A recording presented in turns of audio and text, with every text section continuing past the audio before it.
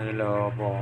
Ito yung gupit na tinitira ko na burst feed.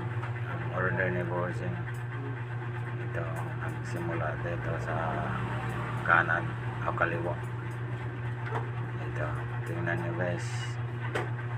Hindi ko na ginamitan ng guide kasi namamadali si Bossing. Tinitira ko na agad. Sabi niya sa akin na magmadali daw siya. First speed ang gupit niya. Ang ginawa ko, hindi na lang ako naggamit ng guide. Huwag niyong gayahin yung bago pang nagsimula. Yung alam na okay na. Ito ang finished product ng burst speed natin. Devil cut. Sana ay masuportahan niyo.